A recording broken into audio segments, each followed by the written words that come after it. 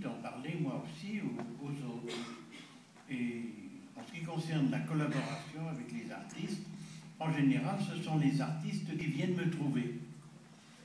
J'ai fait beaucoup de livres avec des artistes, et il y en a d'autres que ça intéresse, et ils viennent me proposer de travailler avec eux. Et en général, ça marche. Ça ne marche pas toujours, parce que quelquefois, je ne sais pas comment m'y prendre.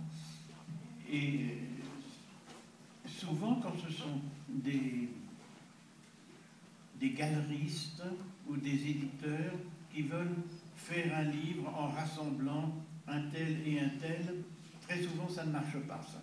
En général, il faut que ça la vienne du peintre lui-même. Voilà.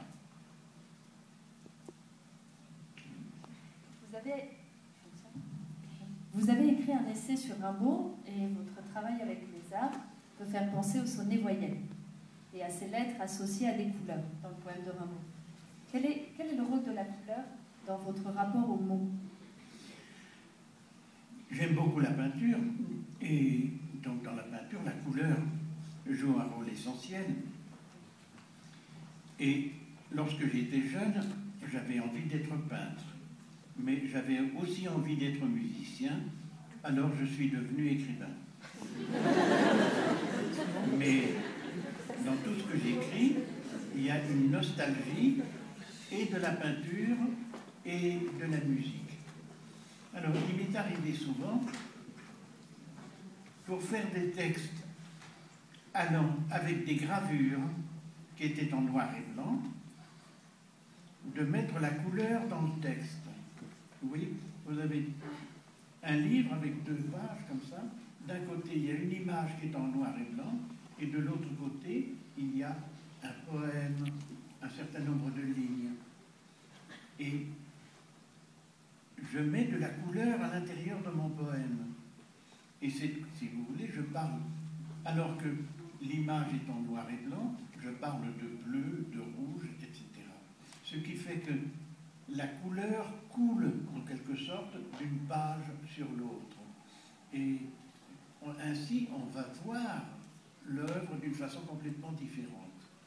Bon, j'ai fait beaucoup d'œuvres avec des graveurs, et j'ai fait beaucoup d'œuvres avec des photographes, et souvent avec des photographes qui sont dans la tradition classique du noir et blanc. Autrefois, la photographie, c'était en noir et blanc. Et aujourd'hui, certains grands artistes photographes restent dans la tradition du noir et blanc. Eh bien, je peux mettre de la couleur dans ce noir et blanc.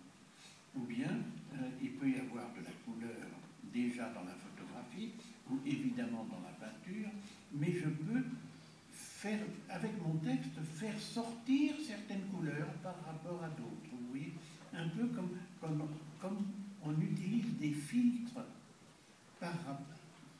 pour faire de la photographie, ou bien on utilise des filtres quand on étudie des choses au microscope.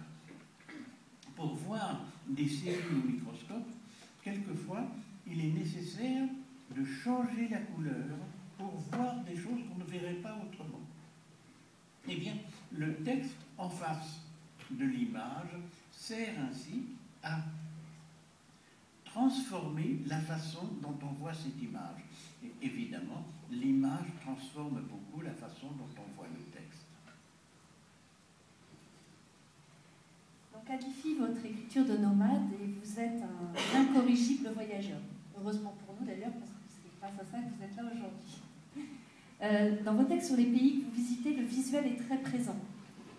Et je voulais savoir si les voyages ont un lien avec votre rapprochement avec les arts visuels. Est-ce que ce sont les voyages qui ont déclenché le rapprochement avec les arts visuels? Non. J'aimais beaucoup la peinture quand j'étais enfant, déjà. Je me suis beaucoup occupé de peinture avant de voyager vraiment moi-même. Et ce qui a joué un rôle, peut-être, c'est la photographie. J'ai voyagé dans divers pays et j'avais envie de ramener des images de ces pays-là. Et je ne trouvais pas des cartes postales qui me convenaient. Donc, j'avais peu à peu, j'ai acheté un appareil de photographie et je me suis mis à faire de la photographie. J'ai fait de la photographie pendant 10 ans, disons, entre 1952 et 1962. J'ai fait de la photographie. Et d'ailleurs, on a publié un livre sur Michel Butor, photographe, hein, dans 10 ans de photographie, il y a déjà longtemps, au musée, à l'exposition qui est au musée de la cité universitaire, il y a un certain nombre d'échantillons de mes photographies de cette époque-là. Et puis peu à peu, ça me prenait trop de temps de faire de la photographie, parce que j'avais un appareil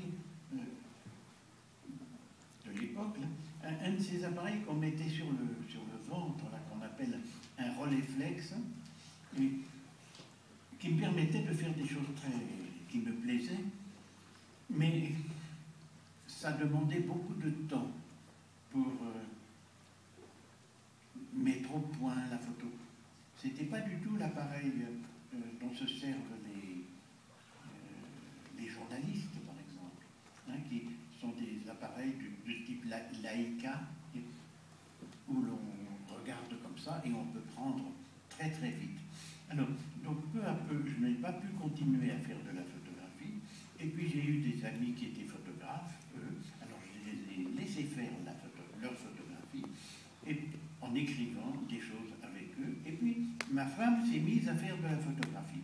Elle s'est mise à faire de la photographie en couleur, elle, et alors, dans le ménage, c'était elle qui faisait les photographies. Maintenant qu'elle n'est plus là, et que je me promène dans un pays où il y a des choses tellement extraordinaires au point de vue visuel, j'ai envie de me remettre, je me remets un peu à faire de la photographie. Mais il me faudrait beaucoup de temps encore pour retrouver disons, la qualité que je pouvais avoir il y a 50 ans.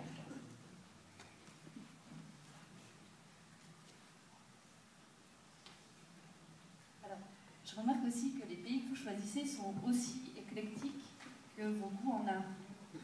Quel est le critère qui détermine votre voyage? Non, mais ce n'est pas moi qui choisis les pays. De même, ce n'est pas moi qui choisis les artistes. Ce sont les artistes qui me choisissent. Ce sont les artistes qui ont envie de faire des choses avec moi.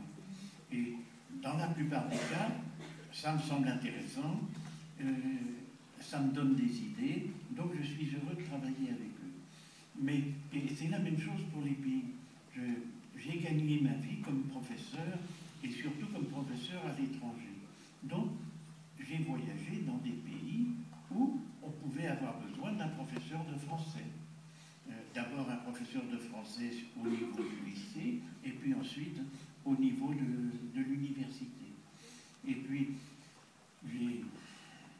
j'ai commencé à faire des conférences et donc, il y a des pays qui m'ont invité. Je n'ai pas choisi de venir au Mexique. Si je faisais les voyages que je choisissais, eh bien, je viendrais tous les ans au Mexique.